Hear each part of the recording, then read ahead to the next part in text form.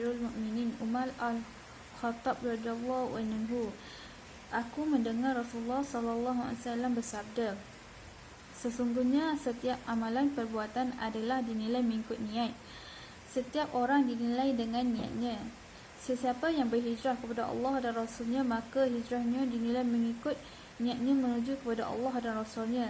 Sesiapa yang berhijrah untuk mendapatkan dunia atau wanita untuk dikahwininya, maka hijrahnya dinilai mengikut tujuan hijrah itu. Hadis riwayat Al-Bukhari dan Muslim. Hadis ini menerangkan tentang landasan utama agama Islam, di mana setiap amalan yang dilakukan mestilah disertai dengan niat bagi orang yang berakal dan orang yang boleh membuat pilihan. Kerana pada akhirnya segala amalan akan dinilai berdasarkan niat dan akan memperolehi hasilnya daripada niat. Selain itu, kita diwajibkan untuk mengikhlaskan niat kerana Allah Subhanahu Wa Taala. Tiada amalan yang diterima melainkan jika diniatkan kerana Allah Subhanahu Wa Taala. Dua syarat sesuatu amalan diterima ialah ikhlas dan bertepatan dengan sunnah. Ikhlas ialah membersihkan amalan daripada melakukannya kerana makhluk. Selain itu, niat adalah nerasa amalan batin, manakala ketepatan amalan dengan sunnah adalah nerasa amalan zahir. Setiap muslim berwaspada daripada dunia dan tipu daya wanita, kerana fitnah dan godaannya sangat dahsyat. Dan akhir sekali, kita mestilah berwaspada daripada menumpukan amalan akhirat untuk tujuan duniawi.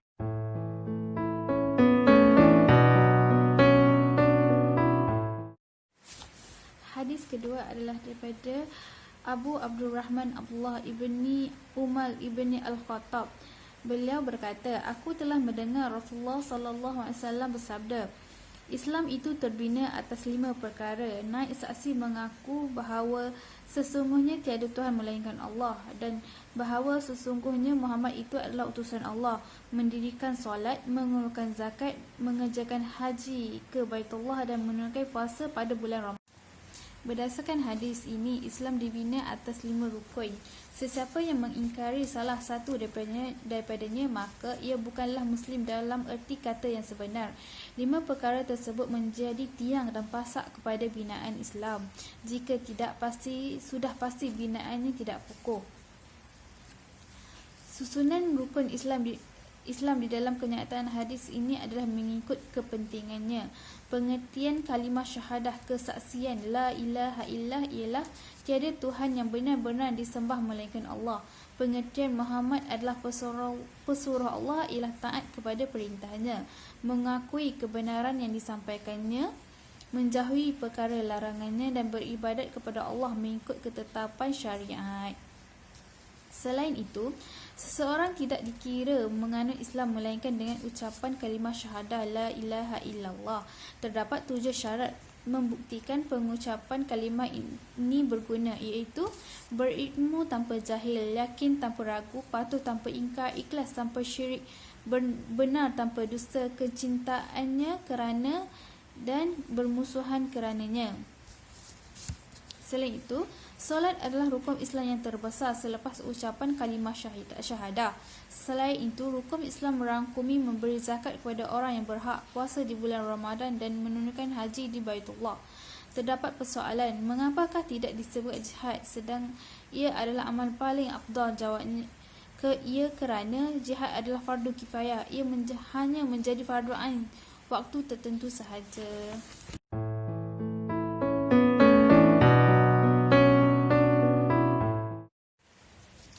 Hadis ketiga adalah daripada Abu Ruqayyah Tamim ibni Aus Al-Dari radhiyallahu anhu bahawa Nabi SAW telah bersabda, agama itu adalah nasihat. Kami berkata, untuk siapa? Baginda bersabda, untuk Allah, untuk kitabnya, untuk Rasulnya, untuk para imam kaum muslimin dan untuk umat Islam keseluruhannya. Hadis riwayat Al-Imam Muslim. Berdasarkan hadis ini, agama Islam adalah agama nasihat. Itu agama yang berorientasikan nasihat sebagai teras pembinaan umat, menjaga perpaduan, mencipta kemajuan dan pembangunan, sama ada kemajuan duniawi atau pembangunan rohani. Membiarkan kerosakan terus berlaku atau perkara yang kurang baik dilaksanakan adalah bertentangan dengan konsep nasihat Islam. Islam memperuntukkan hak memberi nasihat kepada semua penganutnya tanpa mengira kedudukan dan status. Nasihat yang diberikan meliputi golongan manusia sama ada pemerintah atau rakyat. Nasihat untuk Allah, kitabnya dan rasulnya berarti beriman dengan semua perkara tersebut dan beramal berpandukan tuntutan yang sebenar.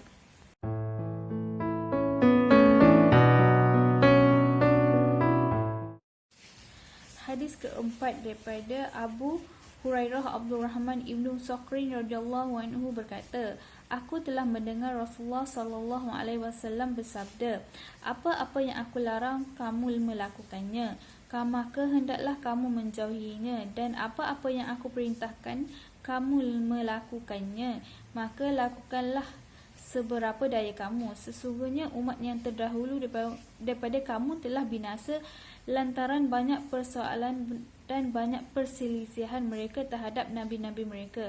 Hadis riwayat Al-Imam Al-Bukhari dan Muslim. Pengajaran pada hadis ini ialah seorang mukmin mestilah menjauhi sama sekali semua larangan Rasulullah sallallahu alaihi wasallam, kerana apa yang dilarang oleh baginda pada hakikatnya adalah larangan daripada Allah Subhanahu wa taala yang wajib dipatuhi. Dia mestilah melaksanakan segala suruhan baginda sallallahu alaihi wasallam sekadar yang termampu tanpa memaksa diri dan keterlaluan di luar kemampuan, kerana ia akan menyebabkan tewas sekulai tidak berdaya melakukannya sebegitu teruk. Perintah yang disuruh melakukan sekadar terdaya ialah perintah yang sunat. Perintah wajib atau fardu mestilah dilakukan tanpa kelonggaran, kecuali kelonggaran yang diizinkan syarak, iaitu kerana uzur dan sakit. Sifat telah suka bertanya perkara yang bukan-bukan, berbahas banyak soal jawab dan membantah para nabi dan rasul adalah perangai umat yang terdahulu. Lantaran itu mereka telah ditimpa kesusahan dan kebinasaan. Umat Muhammad sallallahu alaihi wasallam diberi peringatan jangan mengulangi kesilapan yang lepas.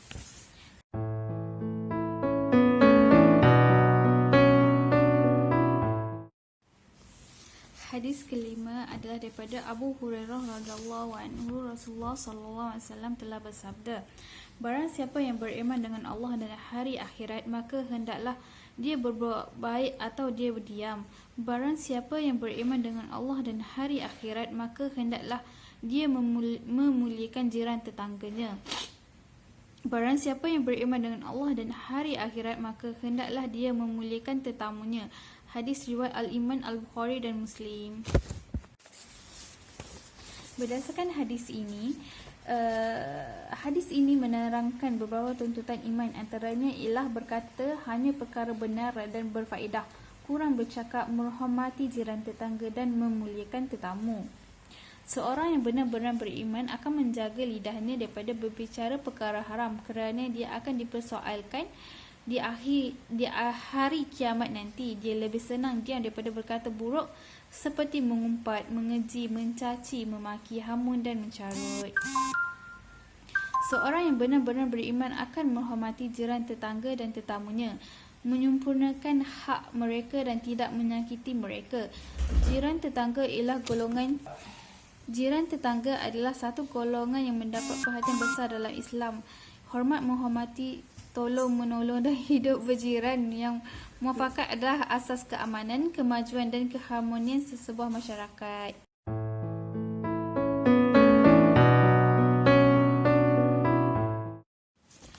Hadis ke-6 daripada Abu Sa'id Al-Khudri radhiyallahu anhu berkata, aku mendengar Rasulullah sallallahu alaihi wasallam bersabda, barang siapa di kalangan kamu melihat satu kemungkaran, maka hendaklah dia mengubahnya dengan tangannya.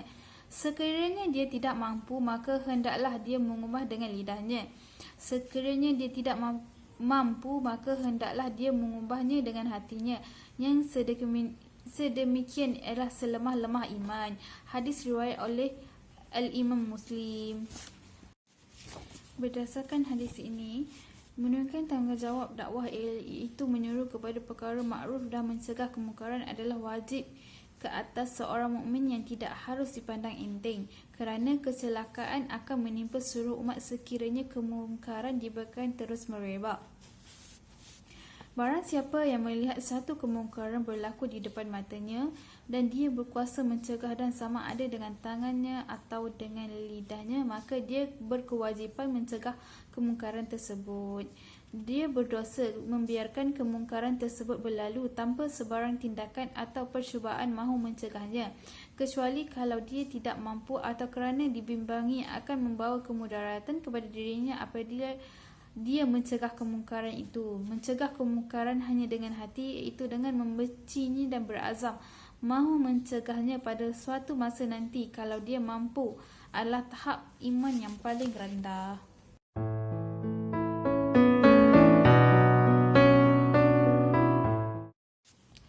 Hadis ketujuh daripada Anas radhiyallahu anhu berkata, aku telah mendengar Rasulullah sallallahu alaihi wasallam bersabda, Allah Taala berfirman, wahai anak Adam, selagi mana engkau meminta doa, berdoa dan mengharapkan aku akan mengampunkan apa-apa dosa yang ada pada dirimu dan aku tidak peduli. Wahai anak Adam, seandainya dosa-dosamu banyak sampai mencecah awan langit, kemudian engkau memohon ampun daripadaku, nescaya aku akan mengampunkan bagimu. Wahai anak Adam, sesungguhnya engkau, andainya engkau datang menghadapku dengan dosa-dosa sepenuh isi bumi, kemudian engkau datang menghadapku tanpa engkau mensyirikkan aku dengan sesuatu, nescaya aku akan mengurniakan untukmu keampunan sepenuh isi bumi. Berdasarkan hadis ini menjelaskan betapa besarnya dan luasnya rahmat Allah dan belas kasihan Allah Subhanahu wa taala yang tidak terbatas bagaikan lautan tidak berpantai. Allah berjanji akan mengampunkan dosa-dosa hamba-Nya yang berdosa walau berapa banyak dosa tersebut, dengan syarat mereka berdoa, minta ampun dan mengharapkan keampunannya, dengan syarat dia mati dalam iman, tidak mensyirikkan Allah dengan sesuatu. Syirik adalah dosa paling dahsyat yang tidak akan diampunkan oleh Allah Subhanahu wa taala walaupun semasa dia di dunia dia seorang yang baik, beramal soleh dan melakukan banyak kebajikan. Amal soleh tidak memberi apa-apa erti apabila dihimpunkan beserta syirik. Sebaliknya, orang-orang yang melakukan dosa yang bertimbun banyaknya, dia masih mempunyai harapan untuk mendapat kurnia dan pengampunan Allah Subhanahu wa taala, Tuhan yang Maha Pengampun dengan sebab kelebihan imamnya. Hadis ini tidak bertujuan menggalakkan orang-orang mukmin melakukan dosa, sebaliknya ia hanya menunjukkan betapa besar dan luas rahmat dan keampunan Allah Subhanahu wa taala.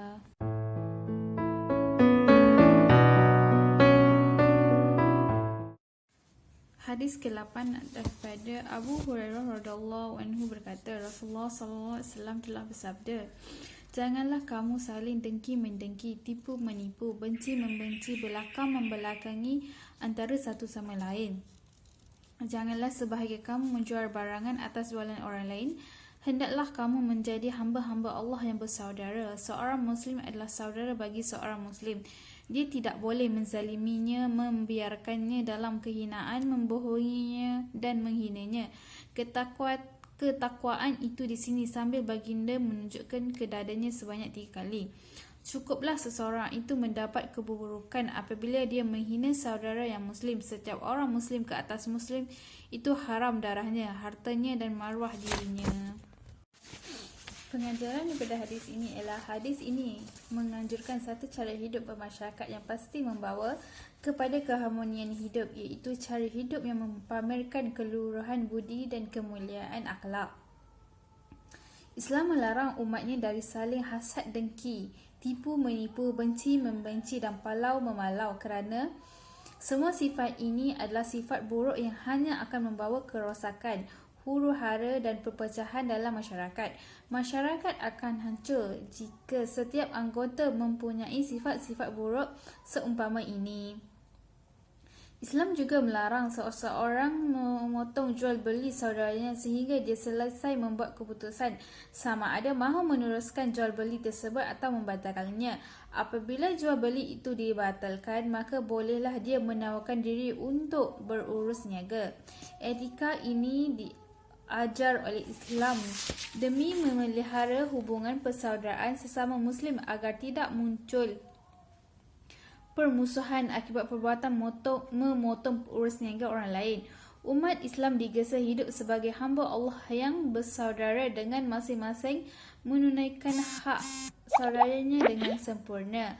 Antara hak saudara seagamanya ialah bahawa dia tidak menzaliminya, tidak membiarkannya dia dihina, tidak membohonginya dan tidak mencerca atau menghinanya. Cukuplah seorang mukmin mendapat kecelakaan apabila dia suka menghina saudaranya. Takwa adalah perkara tersembunyi yang ada di dada seseorang. Ia bukanlah suatu perkara yang boleh didakwa. Tanpa takwa tidak seharusnya didakwa-dakwa, bahkan ia ada perkara tersembunyi di dada.